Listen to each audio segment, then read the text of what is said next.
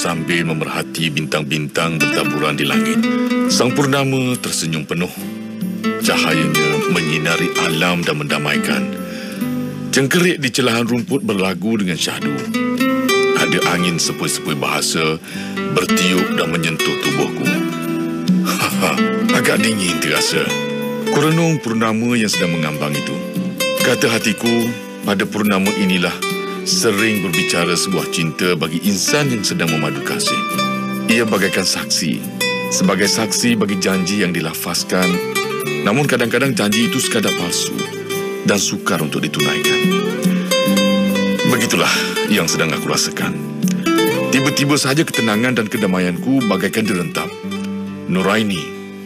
Nuraini yang wajahnya bermain-main di celahan awan, kulihat ada kegelisahan dan keresahannya di sana. Dia sangat aku cinta. Gadis pertama yang aku kenali dan mula membina cinta dengannya. Cinta itu kami pupuk dan kami jaga bagaikan menyiram mawar ketika gersang. Namun, adakah cinta itu akan terus berpanjangan atau akan terputus di tengah jalan? 4 hari lalu, bagaikan membuka sebuah lembaran sejarah yang baru untukku. Mak saudara aku yang aku panggil Mak Su itu datang.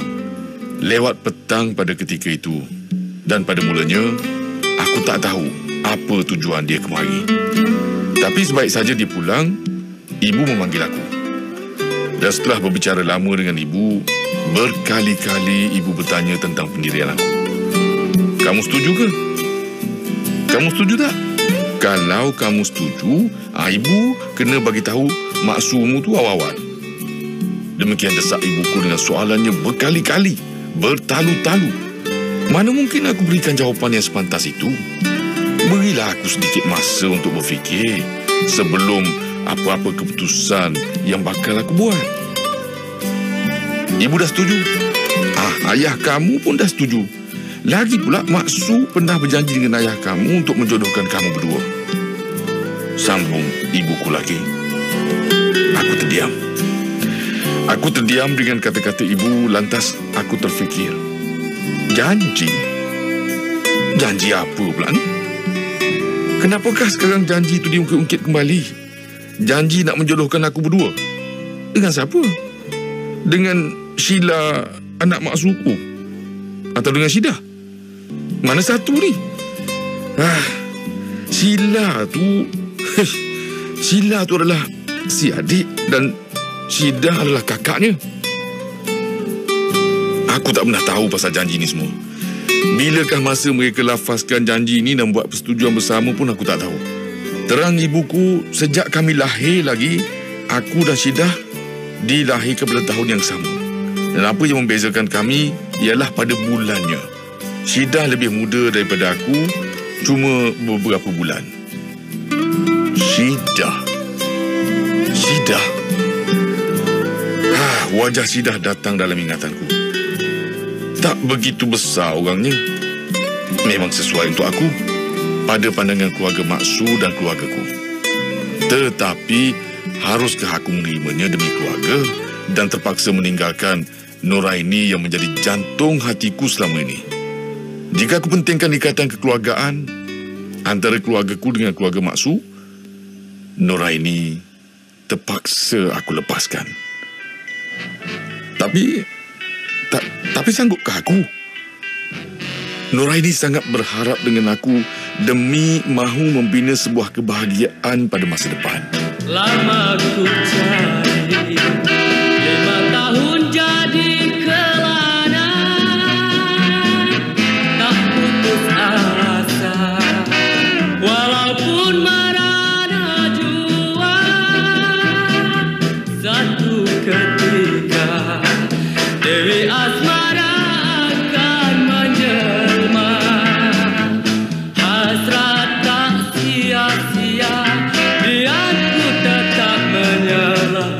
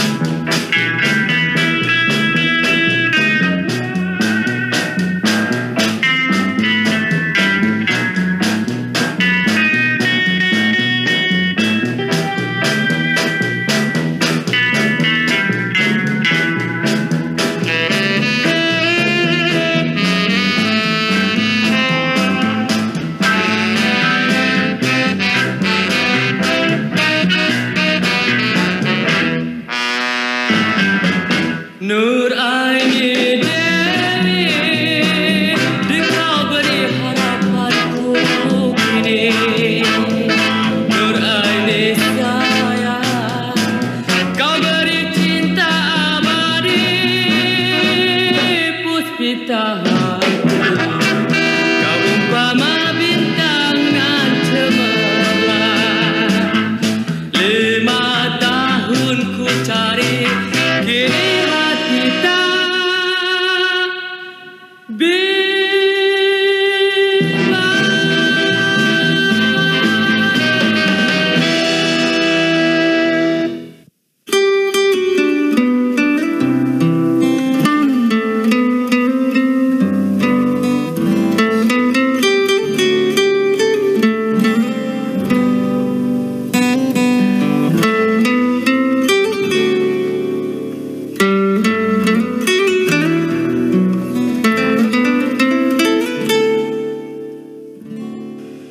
Fikiranku agak berkecamuk untuk membuat keputusan. Aku perlu menjaga kedua-dua hati. Hati keluargaku, hati Nuraini sendiri. Sanggupkah aku untuk melihat dia kecewa kerana aku? Aku juga tidak mahu dituduh sebagai seorang insan pendusta. Pandai berbuat janji, namun tak ditunaikan. Aku juga tidak mahu dituduh sebagai seorang yang mudah berubah apabila ditawarkan dengan gadis pilihan yang lain. Ya, aku akui, Syida sememangnya gadis cantik dan bersopan santun. Tapi hati aku tak ada padanya. Dan aku anggap dia sebagai rakan sepupu yang mengeratkan kekeluargaan kami. Tak pernah lebih daripada itu. Namun Nuraini lain. Nuraini lain sangat anggapan aku jika mahu dibandingkan dengan Syida. Dia bukan kawan yang biasa-biasa. Dia tahu hati dan perasaan aku dan kami saling memahami antara satu sama lain. Apalagi, keluarganya juga memahami kami dan merestui perhubungan kami. Mereka tahu kami berkawan sangat jujur dan akan ke jenjang pelamin bagi mengakhiri persahabatan kami. Sanggupkah aku melepaskan Nuraini tanpa berfikir soal keluarganya? Aku masih ada rasa simpati dan sifat kemanusiaan masih membaluti perasaanku. Dalam aku terfikir-fikir, aku terima panggilan Syida selepas beberapa hari pertemuan ibunya dengan ibuku. Dia ingin tahu keputusan aku, sama adakah aku telah menerimanya untuk dijodohkan atau tidak. Selepas beberapa hari, aku membisu. Aku berterus terang. Aku tidak dapat menerima Syida kerana sebelum ini aku tak ada hati langsung padanya. Aku tak sanggup berpura-pura dan memaksa hati untuk menerimanya. Aku bukanlah manusia yang hidup dengan penuh kepura-puraan. Aku sangkakan setakat itu sahaja peristiwa itu. Tetapi rupa-rupanya ianya berpanjangan. Ayah meminta aku menghadapnya selepas waktu maghrib. Ibuku sama berada di sisinya. Ayah nak kamu terima Syida tu. Dia pun budak baik. Ada ikatan kekeluargaan lagi. Ayah malu kalau kamu menolaknya. Sebab ayah dengan ibu kamu dah berjanji dengan maksud kamu tu. Kami berjanji nak menjodohkan kamu bila tiba masanya nanti. Sekarang dah tiba masanya tu. Jelas ayahku. Kata-kata ayah ibarat menutup mulutku untuk berkata-kata. Lama aku membisu. Aku diam membisu, berfikir dan aku cuba untuk meluahkan isi hati aku. Seringkali kau menepis tiap persoalan. Ada sesuatu kau sembunyikan dari pengetahuanku. Dan aku merasakan ketara perubahan setelah jelas terbukti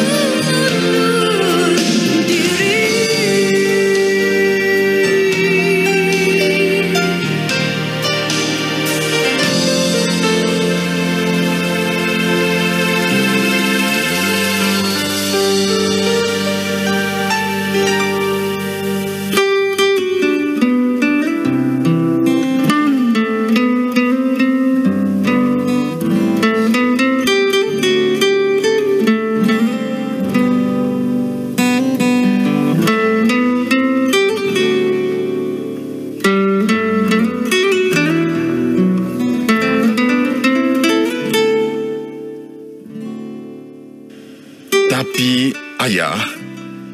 tak ada. Tak ada tapi-tapinya lagi. Belum sempat aku berbicara panjang. Cepat-cepat ayah memintasnya. Aku cuma mahu menceritakan aku dah ada Nuraini. Di manakah akan aku letakkan Nuraini sekiranya aku menerima Syidah? Di mana? Mungkin silap aku. Silap aku kerana tidak pernah bercerita hal-hal perhubungan aku dengan Nuraini kepada keluargaku sebelum ini. Malam itu, bintang-bintang di langit menyaksikan air mata aku bergenang dan mengalir di kedua-dua pipiku. Bunyi cengkerik dan sayup-sayup si pungguk berlagu. Kedua-duanya lebih memahami hatiku ini berbanding keluargaku sendiri. Tolonglah aku. Tolonglah. Tolonglah tunjukkan aku arah langkah kakiku ini ketika aku berada di dua persimpangan. Tubuhku tak boleh berbelah dua untuk kuberikan kepada Nuraini dan kepada Syidah. Wajah Syidah datang menjelma bertubi-tubi.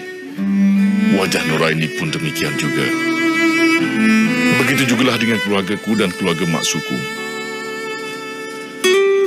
Aku dalam dilema. Aku betul-betul dalam dilema. Sedangkan keluargaku terus mendesak aku untuk menerima Syidah. Dan akhirnya, satu keputusan telah aku ambil bersama-sama linangan air mata dan hati yang amat berat. Selamat tinggal, Nuraini. Selamat tinggal, Nuraini. Maafkan aku kerana terpaksa mengambil keputusan yang sebegini. Relakanlah perpisahan ini. Anggaplah ini satu pengorbanan yang terpaksa kita tempuhi. Bukan aku tak sayang, bukan aku tak cinta. Tapi keadaan sudah memaksa. Demi menjaga maruah keluargaku agar tidak digelar sebagai pendusta. Ini yang harus terpaksa aku lakukan. Nuraini, doakanlah. Doakanlah kebahagiaan kami. Aku tahu kau juga seperti aku. Pasti mengalir air mata mahu menerima hakikat ini. Terima kasih kerana sudi hadir dan menapak di dalam hatiku sehingga aku kenal hati dan budimu. Cuma pintaku, anggaplah antara kita tiada jodoh dan perancangan Allah lebih sempurna daripada segala-galanya. Selamat tinggal, Nuraini. Kau tetap juga di hatiku. Lepaskanlah